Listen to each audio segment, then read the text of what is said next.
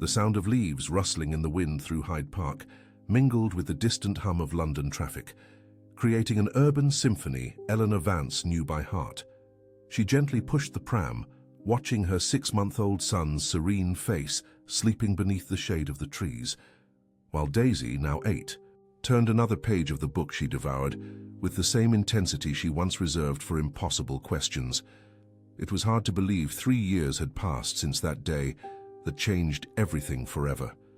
3 years since a 5-year-old girl, with a well-worn stuffed rabbit clutched in her arms, had asked a question that would echo through eternity. Are you lonely? How wonderful to have you with me. Tell me where you are listening from. Leave a like, subscribe to the channel, and let's discover together how this incredible story unfolds. On that fateful birthday, Eleanor had woken in her luxury flat in Kensington with an emptiness in her chest that not all her professional success could fill.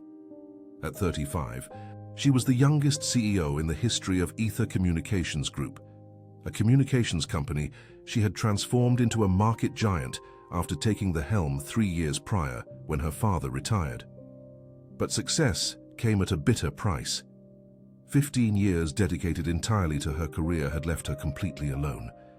The silent flat echoed only her bare footsteps on the cold wooden floor. Not a call, not a message, not a birthday card. There were secretaries who organized her diary, executives who answered her emails, private chauffeurs who took her wherever she needed to go, but no one to simply ask how her day had been. The irony was cruel. She ran a communications company, yet had no one to truly talk to. That was why she decided to go to Hyde Park. She needed fresh air, space to think, somewhere she could question if the life she had built with such effort was truly what she desired. She sat on a bench under a leafy tree, took out her phone, and out of habit began checking emails.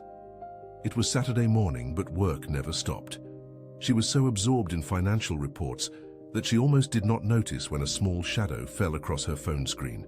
Daisy appeared like a ray of sunshine breaking through the clouds.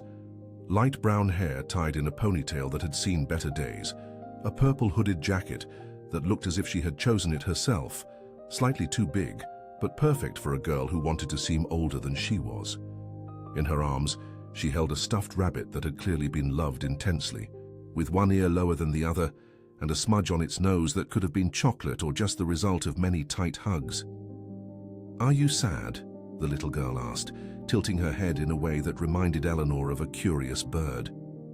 "You look like you're carrying something very heavy, just like my daddy sometimes does." Eleanor lifted her eyes from her phone, surprised. She wasn't used to spontaneous interactions, especially with children. Her life was made up of scheduled meetings, booked appointments, conversations with specific purposes. But there was something in the sincerity of those brown eyes that completely disarmed her. "I'm fine," she replied automatically, putting her phone away. "And you?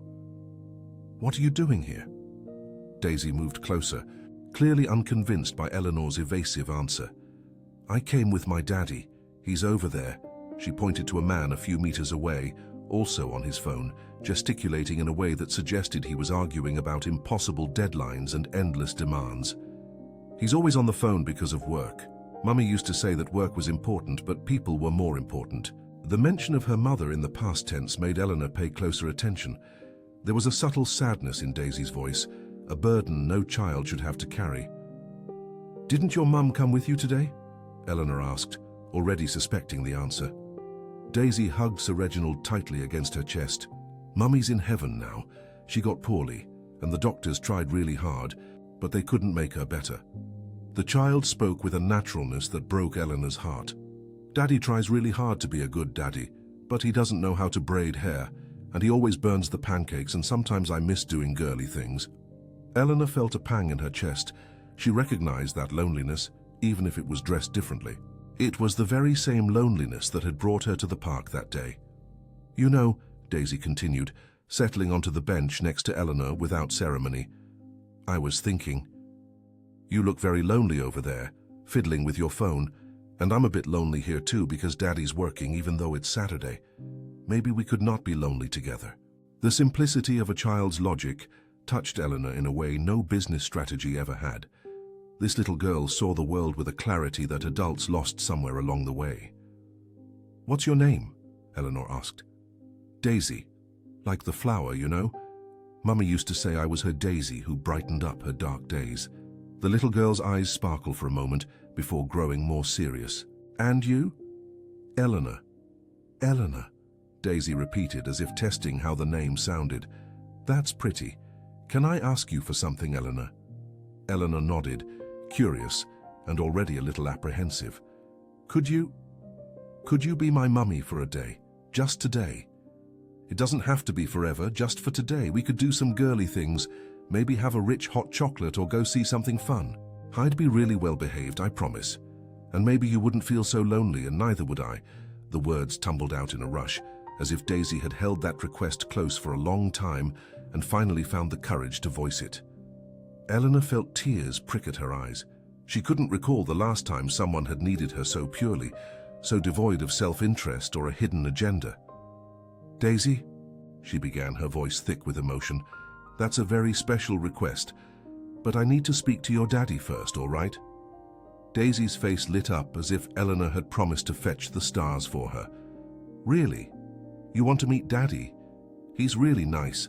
He's just always tired. Come on, I'll take you to him." Daisy bounced off the bench and held out her small hand to Eleanor, who accepted it without hesitation. They walked together towards Alistair, who was still on the phone, trying to explain to someone on the other end that he couldn't work 16 hours a day because he was a single dad and had responsibilities. When he noticed Daisy approaching, hand in hand with a stranger, Alistair quickly ended the call. Eleanor could see his kind but deeply tired eyes up close, the few days' growth of beard, the posture of someone carrying the weight of the world on his shoulders.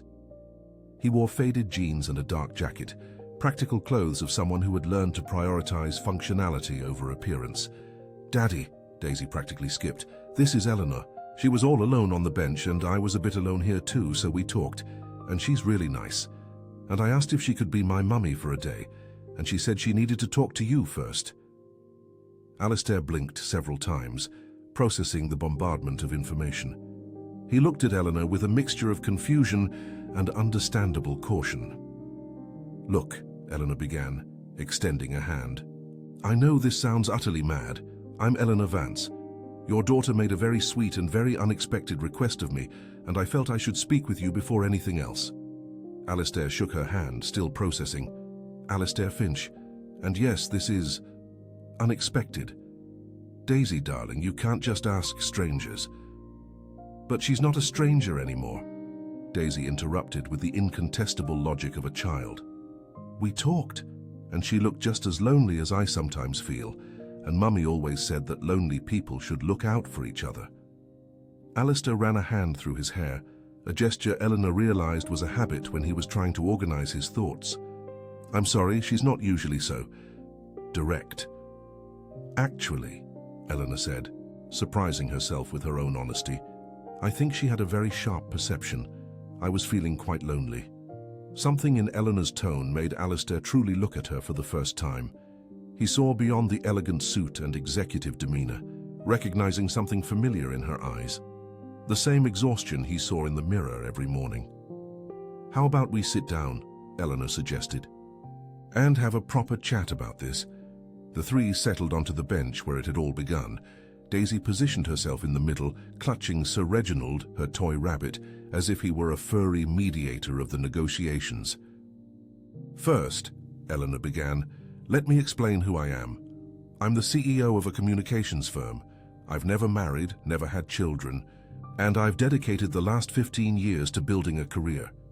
Today is my 35th birthday, and I woke up this morning realizing I was completely alone.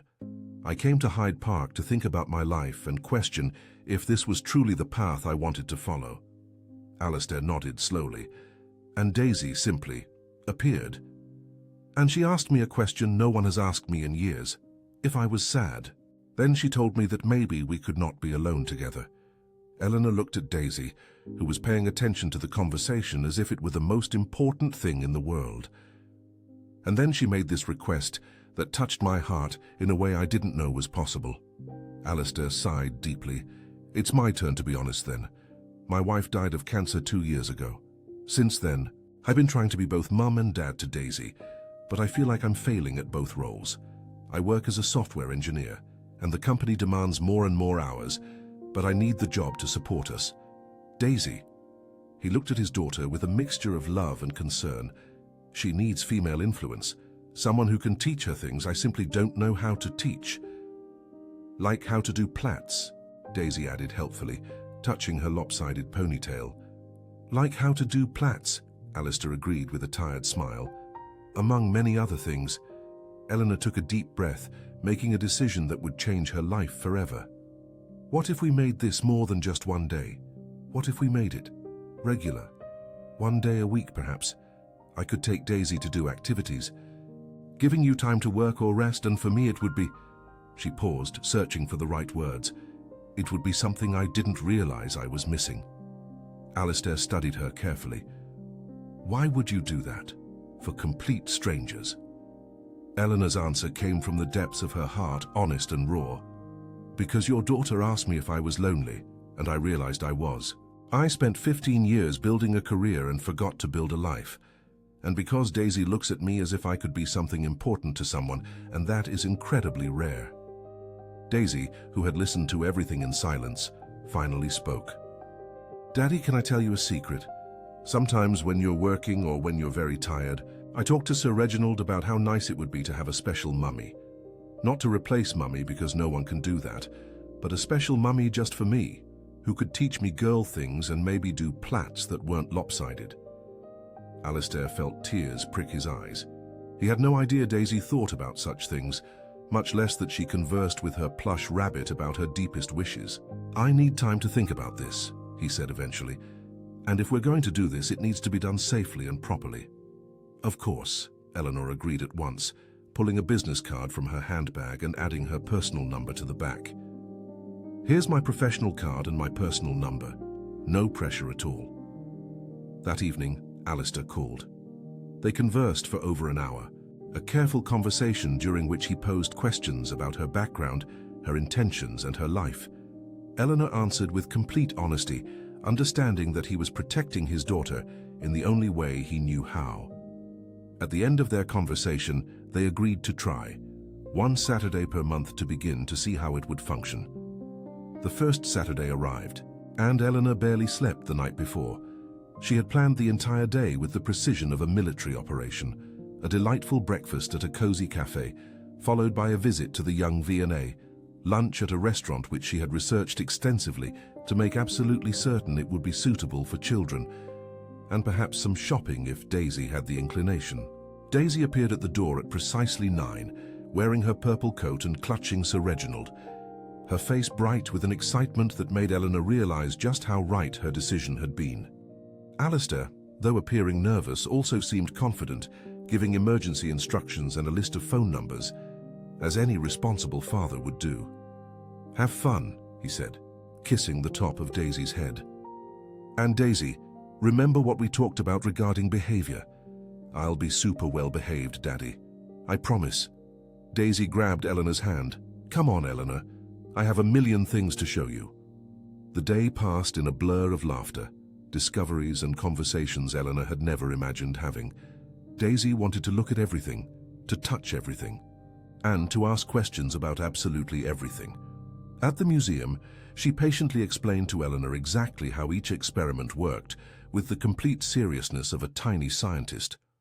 During lunch, she shared stories about her school, about her friends, and about all the things she enjoyed doing. It was during dessert that Daisy quite casually mentioned something that truly broke Eleanor's heart. Mummy used to take me for rich hot chocolate before she became poorly, she told Eleanor, stirring her ice cream with her spoon. That was our very special thing, Daisy continued. She used to say that a rich hot chocolate could cure any sadness at all. Eleanor felt tears begin to prick her eyes. How about we go for a rich hot chocolate after lunch? I know a most special place. Daisy's small face instantly lit up. Really? You would actually do that? At the cafe, as they sipped rich hot chocolate with whipped cream and a sprinkle of cocoa, Daisy spoke more openly about her mum. She recounted how her mum used to sing made-up lullabies, how she would make pancakes in funny shapes, hearts, stars, and once even a little bunny that looked rather like an alien. Daisy also talked about how her mum always knew when she needed a hug, even before Daisy herself did.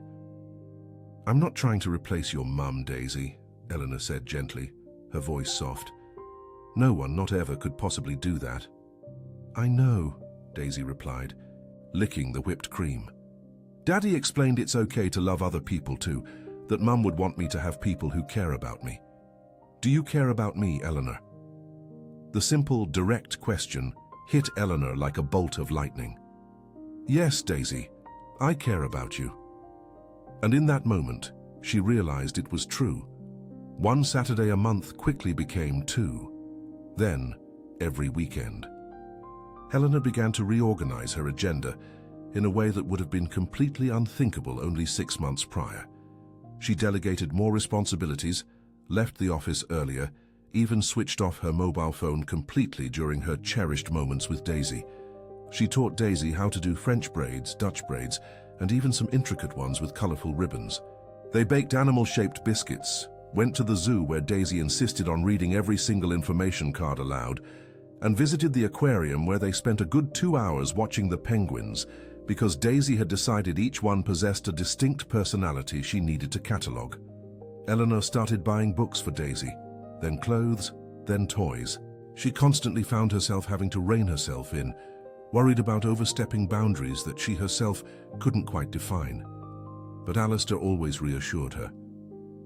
"You're giving Daisy something precious that I can't," he said one afternoon, as they watched Daisy play freely in the playground. "Feminine attention, a kind of guidance that I simply don't know how to offer. And you're giving me something vital too. Time to breathe, to be a better father, because I'm not so utterly overwhelmed all the time." "Daisy is giving me so much more than I am giving her," Eleanor confessed. "I truly didn't realize how profoundly lonely I was until she asked if I wanted to spend a day with her." 6 months after their arrangement had begun, Daisy made a heartfelt request that took Eleanor completely by surprise. "Eleanor, would you come with me to the school's coffee and cake morning?" she asked, her voice soft as Eleanor helped her with her maths homework. "I know you're not my real mum, but you're truly the closest thing I have now." Eleanor attended the party in a charming nursery garden, decorated with delicate lace tablecloths and vibrant crepe paper flowers. She sat with Daisy at a little pink table, drank pretend tea from tiny porcelain cups, and ate imaginary scones served with all the solemnity of a genuine royal ceremony. She met Daisy's teacher, who naturally assumed Eleanor was Daisy's mother. Eleanor did not correct her. She watched Daisy introduce her to her friends with clear pride, calling her "my special person," with a naturalness that made Eleanor realize how central this child had become in her life. After the coffee and cake morning, as they walked to the car, Daisy held Eleanor's hand more tightly than usual. "Thank you for coming," she said, looking up with serious eyes. "I was the only child who didn't know if I'd have anyone there, but you showed up." "I will always show up when you need me," Eleanor promised, and knew she was making a lifelong vow. That evening, Alistair invited Eleanor to stay for dinner, something that had become a pleasant tradition. After Daisy went to bed clutching Sir Reginald and a story Eleanor had read to her, Alistair poured wine and they sat on the sofa, a scene that was becoming increasingly frequent. "Why did you really say yes when Daisy asked you to spend a day with her?" Alistair asked, swirling the wine glass in his hands. Eleanor considered the question carefully. "I spent my entire birthday alone, realizing I had built an impressive career but had no one to share it with. I was sitting on that bench wondering if that was all life had to offer. Then a little girl appeared, saw right through all my corporate armor, and asked if I was lonely. I couldn't lie to her." She paused, looking at Alistair, who was watching her with new intensity. "Daisy saved me as much as I like to think I'm helping her. She saved me from a life of meaningless achievements." Alistair placed his glass on the table and turned fully towards her. "Eleanor, I need to tell you something. I'm falling in love with you. I didn't plan this. I didn't expect it. But seeing you with my daughter, noticing how genuinely you care, getting to know you these past months, I'm in love." Tears began to stream down Eleanor's face before she could even fully process the words. "Alistair, I love you both too. Both of you. I love this family you've allowed me to be a part of more than anything I've ever built or achieved." They married a year later, in a simple but perfect ceremony in Kensington Gardens, where they first met. Daisy was the proudest flower girl in the world, carrying Sir Reginald in one hand and a bouquet of flowers in the other, radiating happiness. At the reception, Daisy gave a speech that brought everyone to tears. With surprising eloquence for a 7-year-old, she said, "I asked Eleanor to be my mum for a day, and she said yes, and then she stayed every day. She isn't my first mum, because no one can replace my mum in heaven, but she's my mum forever now, and I'm very happy." Now, 3 years after that first encounter, Eleanor was back on the same Hyde Park bench where it all began. The circle was complete, but in a way she could never have imagined. She was pushing a pram with her 6-month-old son, hers and Alistair's, sleeping peacefully, while Daisy, now 8 years old, read beside her. "What are you thinking about?" Daisy asked, marking the page of her book with her finger. "I'm thinking about the day we met, about how you asked me if I was lonely." Daisy smiled, that smile that still had the power to light up the darkest day. "Are you still lonely?" Eleanor looked at her stepdaughter, then at the baby in the pram, then thought of Alistair waiting at home with lunch almost ready. "No, darling, I'm not lonely anymore, thanks to you." "I'm not lonely anymore either," Daisy said, leaning on Eleanor's shoulder. "You know, sometimes angels come disguised as little girls with plushies, and sometimes they come as sad ladies on park benches, and sometimes they meet exactly when they're supposed to." Eleanor hugged Daisy, breathing in the scent of children's shampoo and outdoor adventures. She reflected on how a simple question from a child had changed her entire life. How "spend a day with me" had turned into forever. How the loneliest moment of her life had been the beginning of the greatest gift she had ever received. She had sat on that bench 3 years prior, successful and accomplished and completely empty, wondering if that was all life had to offer. And a little girl with a teddy bear appeared and offered something more precious than any corporate achievement or professional award. A place to belong, a family, unconditional love. She had spent years building a business empire, but Daisy taught her that the most important thing one can build is connection. Family, home. The career was still there. Eleanor still ran her company, still made important decisions, still reached impressive milestones. But now everything was balanced with kids' football practice on Saturdays, bedtime stories, and family dinners, with a stepdaughter who chose her, a husband who loved her completely, and a son who completed the family puzzle. All because a brave little girl saw through her executive armor and asked a simple question: "Are you lonely?" One day became forever. And Eleanor Vance, who had spent her life building success, finally learned what it meant to build something that truly mattered. A family, a home, a life filled not just with professional achievements, but with genuine love. All because she said yes to a lonely little girl in a park. And that little girl saved her right back. The baby in the pram stirred slightly, making those tiny sounds that precede waking. Daisy immediately closed her book and leaned in to peer at her little brother. "I think someone's waking up," she whispered, with the instinctive care of an older sister. Eleanor smiled, preparing for another day in the life Daisy had made possible, a life where loneliness was a word of the past, where each day brought new moments of connection and purpose, where being a mother wasn't just a role she played, but the identity she had embraced with all her heart. Because sometimes the greatest miracles begin with the simplest questions, asked by the most unlikely people in the most unexpected moments. And sometimes the right answer to "Are you lonely?" is simply "Not anymore."